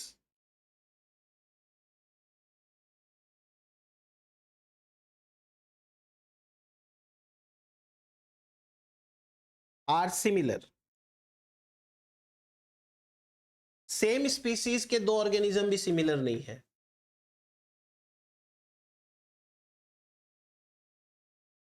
तो variations are present in population. अब जब नेचर में पॉपुलेशन में वेरिएशंस होंगे तो such population becomes polymorphic population. Polymorphic population आगे हम डायग्राम से समझेंगे। पॉलीमॉर्फिक का मतलब समझते हो? डिफरेंट टाइप की मॉर्फोलॉजी, कहने का मतलब है यहां डिफरेंसेस रहेंगे। चलिए समझिए। ये मान लीजिए एक पॉपुलेशन है और इस पॉपुलेशन के ये जो मेंबर्स हैं ये हमें लग रहा है सेम है, हमें लग रहा है सेम है, हमें लग रहा है सेम है। पर डार्विन ने साफ साफ क्लियरली क्लियरली बोला था कि पॉपुलेशन में वेरिएशंस होते हैं। तो वेरिएशंस को दिखाने के लिए मैं एक बार के लिए क्या करता हूं कि कुछ मेंबर्स को अलग कलर से बना देता हूं। जैसे ये कुछ ब्लू कलर के बना दिए मैंने, ये थोड़े से स्लाइटली डिफरेंट है इसी पॉपुलेशन के मेंबर्स, ये सेम स्पीसीज के हैं, डिफरेंट स्पीसीज नहीं है। और ऊपर से तो ये ज्यादा अलग दिख भी नहीं रहे, सेम सेम से ही दिख रहे हैं। पर ये मेंबर्स है ना,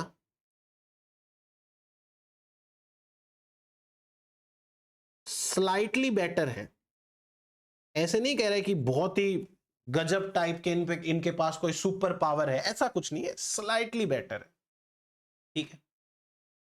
अभी अभी हमने पढ़ा कि ऑर्गेनिजम्स हैं वो नेचर के अंदर स्ट्रगल करते हैं लिमिटेड रिसोर्सेस के लिए।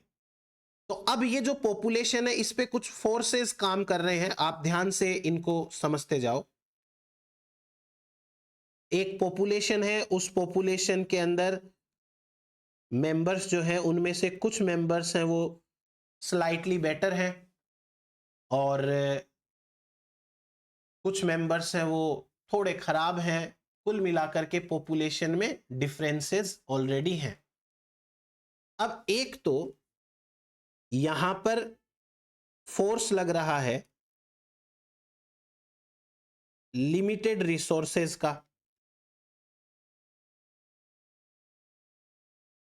और लिमिटेड रिसोर्सेज से यहां चलेगी कंपटीशन।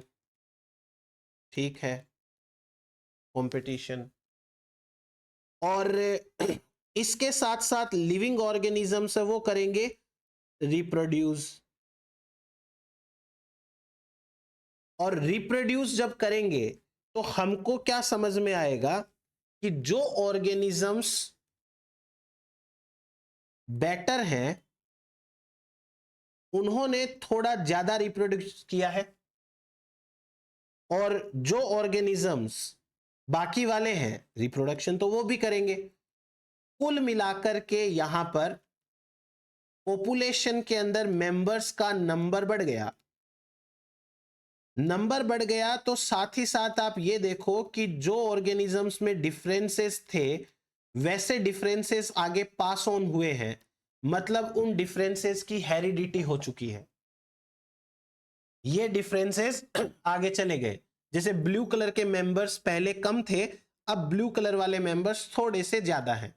तो ये पॉइंट आता है वेरिएशंस एंड हेरिडिटी का। इस पॉइंट के according variations are present in population, variations are already कर लेना, ऑलरेडी प्रेजेंट इन पॉपुलेशन। चलिए ठीक है, पॉपुलेशन के अंदर वेरिएशंस प्रेजेंट है। यहां पे वेरिएशंस आए कहां से वो नहीं पता, और उसके ऊपर अभी अपने को बात ही नहीं करनी है, बस वेरिएशंस है ना, वो मेन है। नेक्स्ट पॉइंट डिस्कस करते हैं अपन, सर्वाइवल ऑफ द फिटेस्ट। इसी को कहते हैं नेचुरल सिलेक्शन। अभी मैं क्लियर करूंगा सारी चीजें। एक पॉइंट इंपॉर्टेंट है लिखा हुआ जो, the original idea of survival of the fittest was proposed by Herbert Spencer। Original idea जो है वो डार्विन का नहीं था सर्वाइवल ऑफ द फिटेस्ट का, हर्बर्ट स्पेंसर नाम के वैज्ञानिक थे, उनका था। तो ये क्या कहना चाहते हैं, सर्वाइवल ऑफ द फिटेस्ट या नेचुरल सिलेक्शन क्या है, मैं आपको क्लियर करता हूं। अब एकदम सिंपल लैंग्वेज में याद रखो, जिंदा बचना नेचुरल सिलेक्शन है। जब कोई ऑर्गेनिज्म जिंदा बच रहा है इसका मतलब नेचर उसे सेलेक्ट कर रही है, नेचर उसे जिंदा बचने का चांस दे रही है, दैट इज नेचुरल सिलेक्शन। कैसे, देखिए हम अपनी पुरानी वाली जो पॉपुलेशन है इस पॉपुलेशन को पिक कर लेते हैं एक बार। इस पॉपुलेशन में वेरिएशंस थे, वेरिएशंस के कारण हेरिडिटी जो हुई, ऐसे मेंबर्स का नंबर बढ़ा, और ये बाकी मेंबर्स भी हैं। मैंने फिर एक बार मेंशन कर लूंगा कि मॉर्फोलॉजिकली बहुत ज्यादा डिफरेंस नहीं है, ऐसे नहीं लग रहा कि ये तो अलग ही है बिल्कुल से, ऑलमोस्ट सेम से ऐसा कुछ है यहां पर। ठीक, ये पॉपुलेशन हमने बोला कि इस पॉपुलेशन में ब्लू कलर वाले हैं वो थोड़े से बेटर हैं। अब इस पॉपुलेशन के ऊपर डिफरेंट एनवायरमेंटल कंडीशंस फोर्स डाल रही है। लेट्स से कि जो टेम्परेचर है, मीन टेम्परेचर वो बढ़ करके हो गया है 35 डिग्री सेल्सियस हो गया है। लेट्स से कि यहां पर इसी टेम्परेचर के साथ साथ डिजीज प्रेशर भी आ गया है इस पॉपुलेशन के ऊपर। लेट्स से कि इस पॉपुलेशन में थोड़ा फूड है वो कम पड़ गया है, फूड भी डिक्रीज हो गया है। All these problems are known as given conditions. Nature में एक पॉपुलेशन के ऊपर गिवन कंडीशंस काम करती है, ये इस पॉपुलेशन के ऊपर फोर्स डाल रही है कि तुम में से जो जो इन 3 प्रॉब्लम्स का सामना कर सकते हैं वो सामने आओ। टेम्परेचर बढ़ा हुआ रहेगा, पैथोजन तुम पर अटैक करेगा और तुम्हें खाने को फूड नहीं मिलेगा।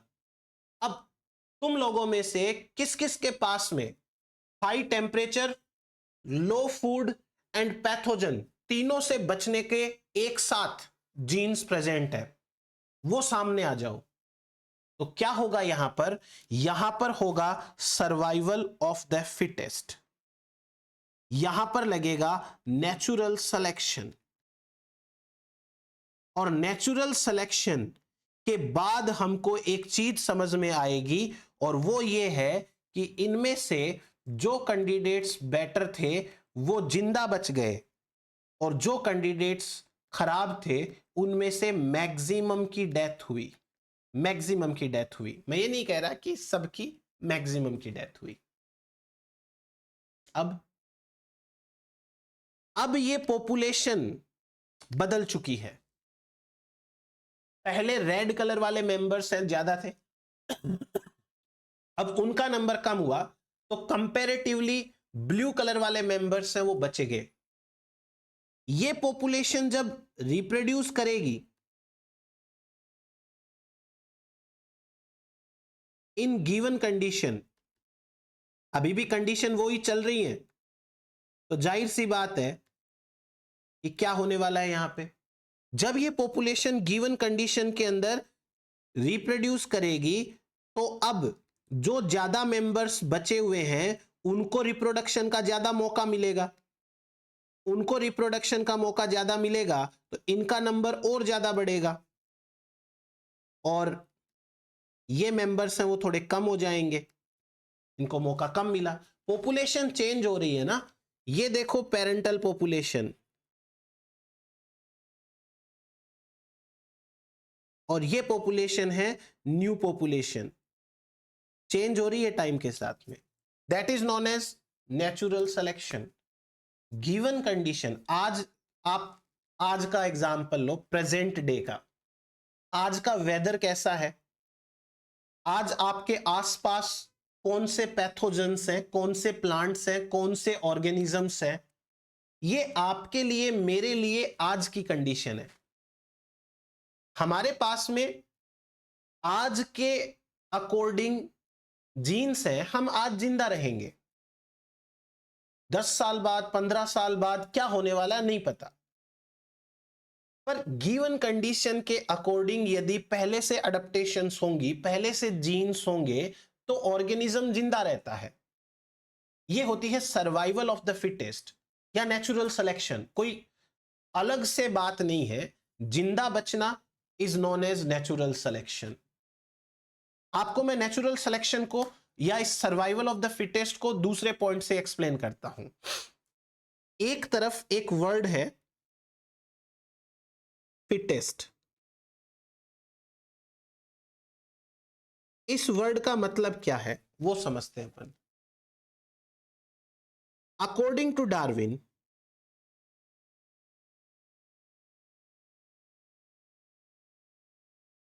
दो क्राइटेरिया है।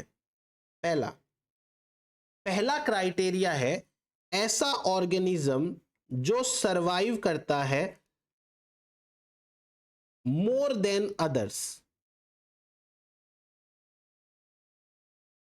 जो ऑर्गेनिज्म दूसरों की तुलना में ज्यादा जिंदा रहता है, वो तभी रह पाएगा जब वो बेटर होगा, नो डाउट, पर जो दूसरों के कंपैरिजन में ज्यादा जिंदा रहता है, इस कंडीशन को बोलते हैं रिलेटिव सर्वाइवल, या इसे कहते हैं differential survival.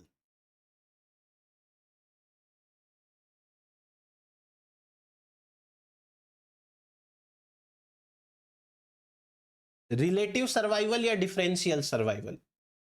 Live more than other, survive more than other is known as relative survival. Darwin के अकॉर्डिंग दूसरा criteria, reproduce more than others, दूसरों की तुलना में ज्यादा जिंदा रहना, रिप्रोड्यूस करना, सॉरी, इसे कहते हैं रिलेटिव, या इसे कहते हैं डिफरेंशियल रिप्रोडक्शन। जिन ऑर्गेनिजम्स के पास में ये दो कैरेक्टर्स होंगे, वो कैरेक्टर है वो ऑर्गेनिज्म ज्यादा फिट माना जाएगा। इसे कहेंगे, दोनों कैरेक्टर्स को कहेंगे रिलेटिव या डिफरेंशियल फिटनेस। जो ऑर्गेनिज्म ज्यादा फिट रहेगा, जो ऑर्गेनिज्म ज्यादा रिप्रोडक्शन कर पाएगा, जो ज्यादा सरवाइव कर पाएगा, वही ऑर्गेनिज्म ज्यादा फिट माना जाएगा। So differential fitness and differential survival and differential reproduction को मिला के बोलते हैं डिफरेंशियल फिटनेस। डिफरेंशियल फिटनेस का मतलब होता है फिट मोर देन अदर्स। इसका मतलब होता है फिट मोर देन अदर्स, दूसरों के तुलना में ज्यादा सरवाइव करना, ज्यादा फिट रहना। तो अब एक सिंपल सी चीज बता देता हूं। एक ऑर्गेनिज्म है, ये ऑर्गेनिज्म सरवाइव करता है। सरवाइव करता है तो gate a chance of reproduction. जो जिंदा रहेगा उसी को तो नेचर रिप्रोडक्शन करने का चांस देगी, और जो रिप्रोडक्शन करेगा वो क्या करेगा, pass the variations in next generation. Next generation के अंदर वो वेरिएशंस को पास करेगा। That is the role of natural selection. हुआ नेचुरल सिलेक्शन ये। अब अपन वापस से एक बार मैं आपको बता देता हूं, सर्वाइवल ऑफ द फिटेस्ट का क्या मतलब है। एक पॉपुलेशन होगी, उस पॉपुलेशन पे गिवन कंडीशंस काम करेंगी। इन गिवन कंडीशंस के अकॉर्डिंग कौन कौन से ऑर्गेनिजम्स हैं जो दूसरों की तुलना में ज्यादा जिंदा रह सकते हैं, जो दूसरों की तुलना में ज्यादा रिप्रोडक्शन कर सकते हैं, वही ऑर्गेनिजम्स हैं वो सेलेक्ट किए जाएंगे। सेलेक्ट करने का मतलब है जिंदा बचना। और अगर वो जिंदा बचेंगे तो फ्यूचर में रिप्रोडक्शन करेंगे। अगर वो रिप्रोडक्शन करेंगे तो वो अपने जैसे प्रोजेनीज और ज्यादा बनाएंगे, तो उनके जैसे ऑर्गेनिजम्स का नंबर बढ़ जाएगा, पॉपुलेशन चेंज होने वाली है। Finally origin of new species. अब ये ओरिजिन ऑफ न्यू स्पीसीज का कॉन्सेप्ट है, वो कैसे अपन समझते हैं मैं बताता हूं आपको। इस ओरिजिन ऑफ न्यू स्पीसीज में मैं आपको पूरा वापस डार्विन का जो पोस्टुलेट्स है रिवाइज कराता हूं। देखिए, वेरी फर्स्ट ऑफ ऑल एक पॉपुलेशन होती है, ठीक है, ये पॉपुलेशन है। इस पॉपुलेशन के अंदर ऑलरेडी वेरिएशंस हैं।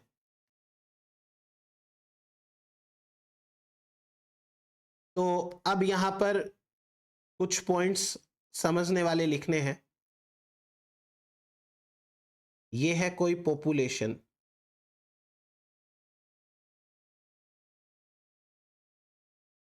एक पॉइंट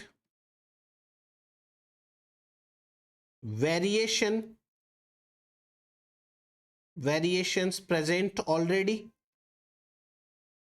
तो वेरिएशन वाला पॉइंट हो गया क्लियर। दूसरा, ये पॉपुलेशन अब ओवर रिप्रोड्यूस करेगी, रिप्रोडक्शन ही करेगी, पर उसको डार्विन ने क्या कहा, ओवर प्रोडक्शन। तो ये दो पॉइंट तो यहीं पर लागू हो गए इस पॉपुलेशन के ऊपर, ठीक है।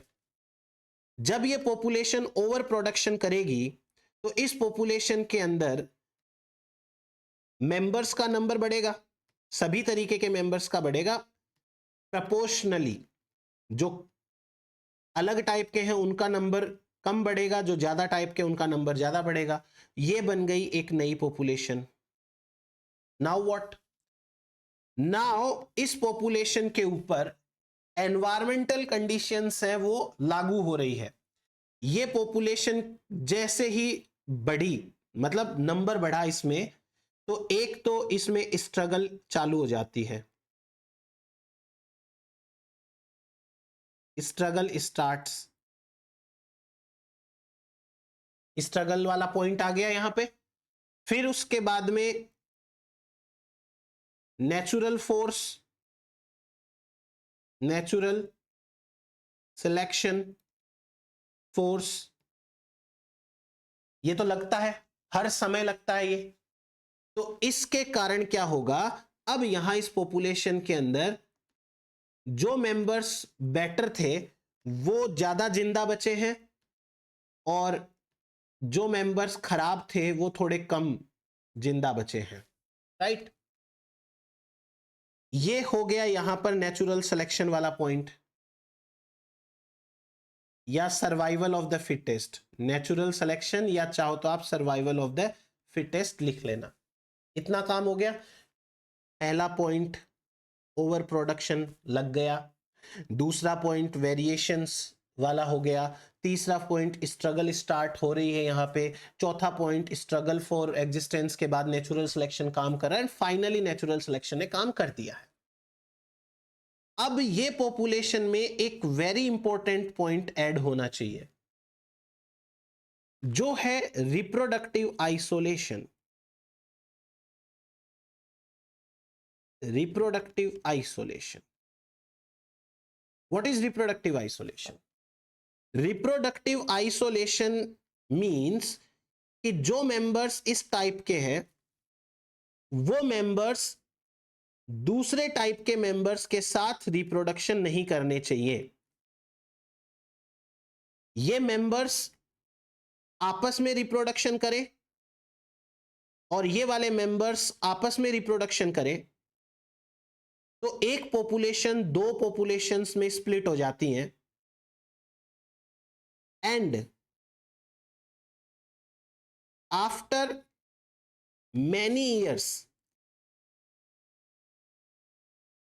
ऐसा नहीं है कि कुछ ही सालों में, थाउजेंड्स ऑफ ईयर्स भी लग सकते हैं, आफ्टर मैनी ईयर्स अब एक पॉपुलेशन है वो दो अलग स्पीसीज बन चुकी है।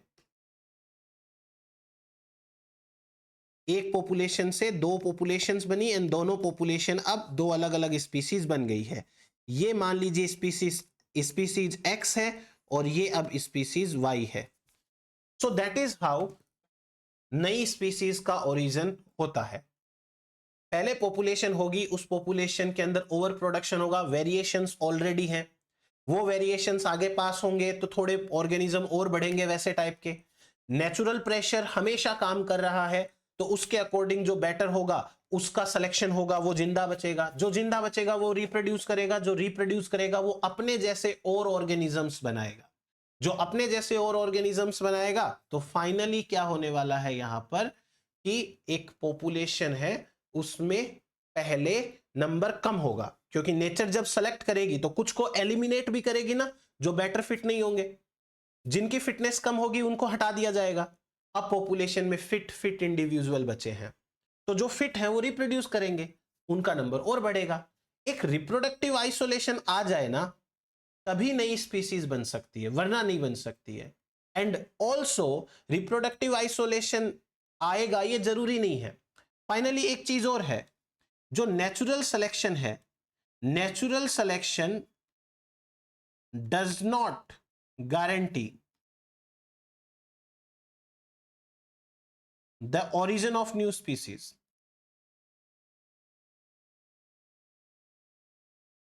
गारंटी नहीं दे रहा है ये origin of new species का, बट हां अगर ये हुआ तो origin of new species आएगी।